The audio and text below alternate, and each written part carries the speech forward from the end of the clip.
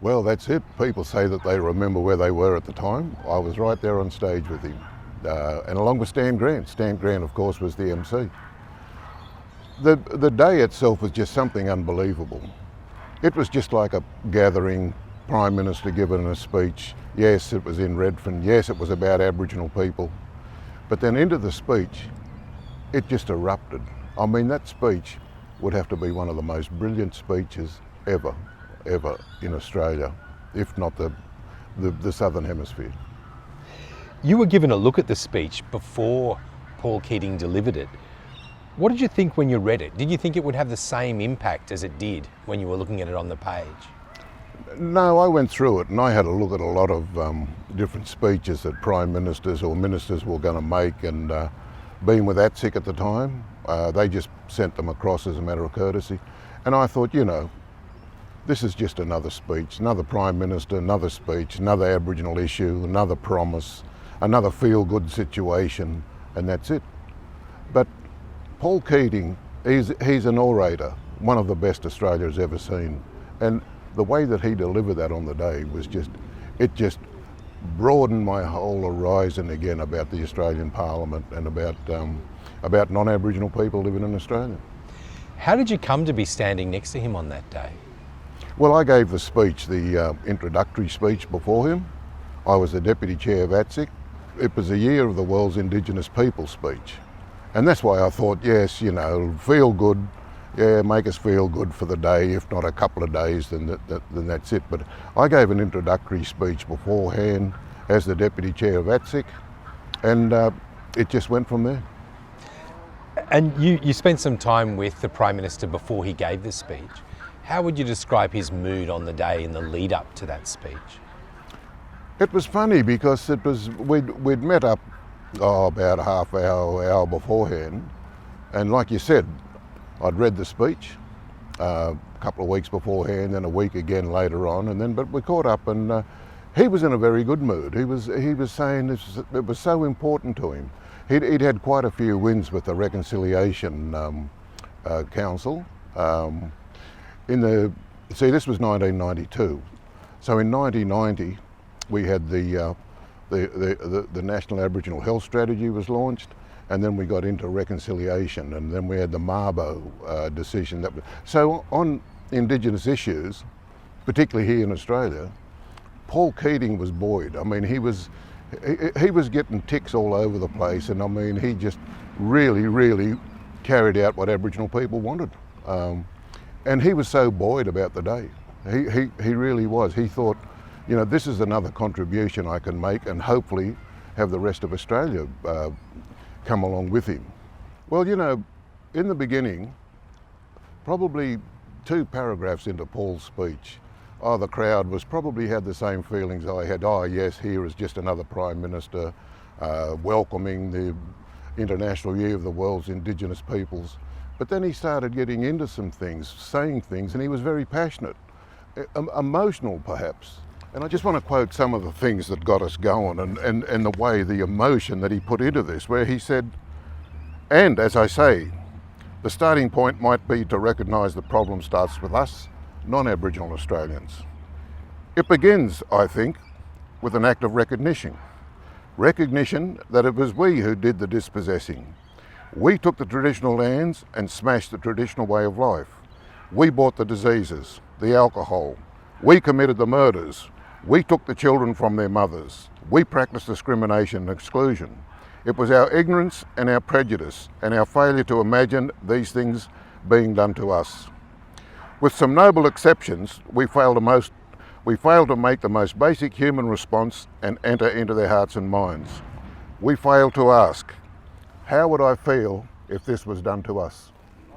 And when he got to the part where he said, we took the children from their mothers, that's when the crowd erupted. Aboriginal people, non-Aboriginal people, they just knew that this man is very genuine. This man, as the Prime Minister, and this man's government had made a very fair income commitment. And that's the rest of the speech, you know, when he talked about the treatment that, you know, British people had got when the Irish people that resettled here, the Greeks, the Italians, the Yugoslavs, all the migrants that had come to Australia, and he said, you know, that we still haven't got that justice and that for the Aboriginal people that have been here for over 50,000 years, and it was genuine, very, very genuine, and I think today, 25 years later, he still has that genuine commitment and feeling for Aboriginal people, and I think we've just got to look at Barangaroo.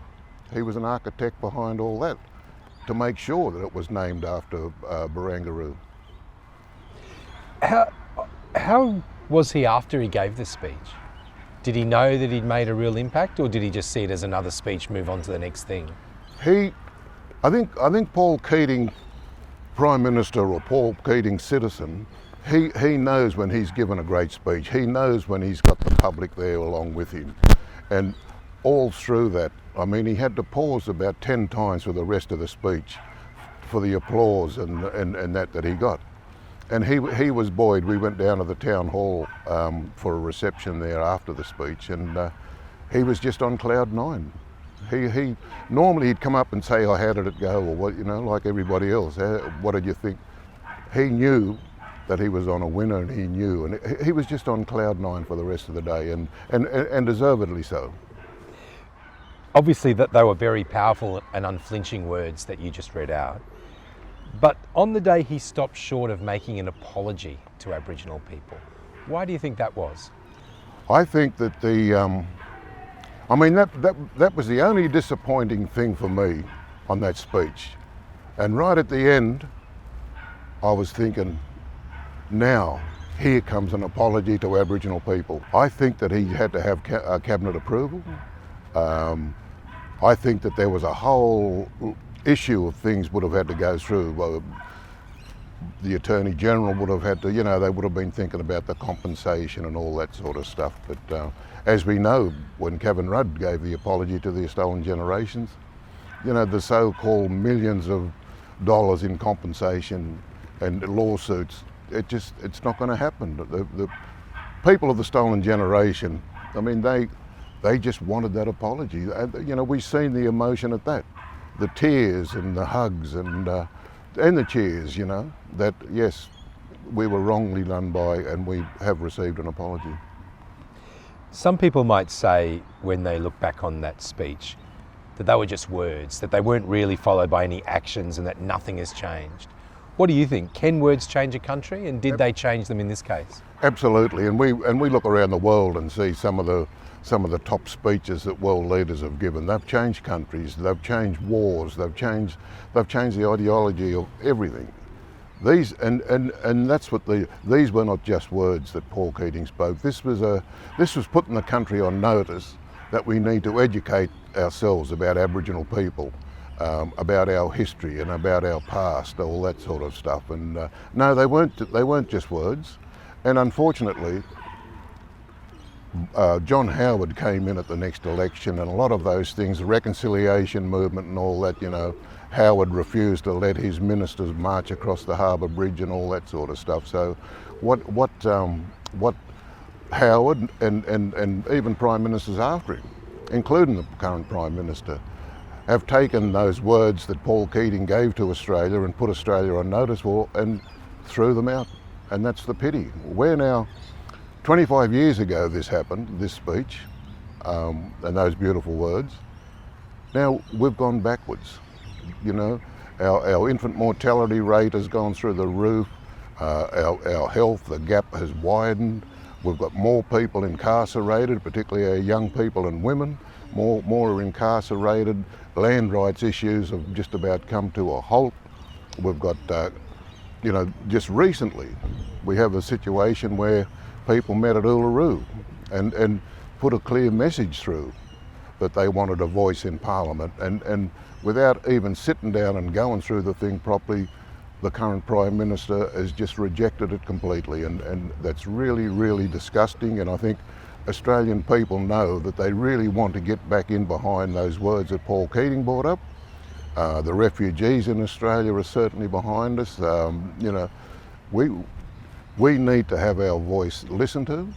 We need to revisit Paul Keating's words and his speech and say, you know, there's nothing bad going to happen here about this. Let's embrace what Paul Keating said 25 years ago, and let's march forward.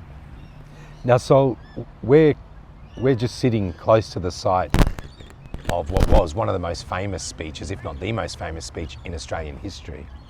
But you'd never know that if you're actually here at Redfern Park. Why do you think that is? Wasn't there any marker for the speech? No, Redfern is the place where modern Aboriginal ideology from the 70s, the 60s and the 70s, our first Aboriginal legal services, first Aboriginal medical services, children's services, and so it goes. This was the civil rights movement and the human rights movement that happened for Aboriginal people, all begin here in Redfern on the follow-on from the 1967 referendum.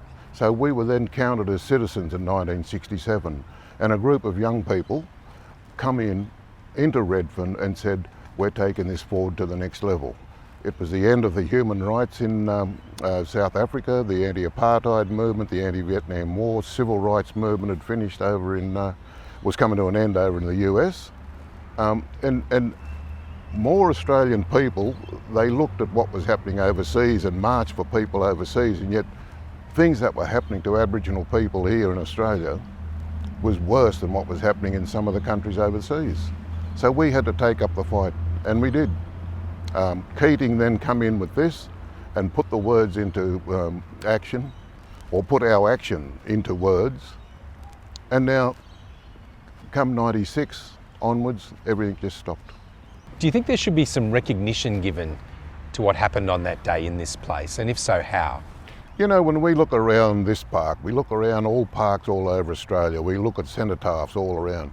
We've got statues for people that invaded this country, we've got statues and we've got all these other things for people that invaded this country, invaded other countries, you know, memorials and everything, and yet one of the most significant speeches ever made to all of Australia by a Prime Minister on behalf of Aboriginal people, there is nothing to recognising, nothing to bring forward. Here we are, 25 years on from that magnificent 25 years on from that magnificent speech, and there is not one plaque, not one bit of recognition that could again change this country's thinking towards the world's oldest living people.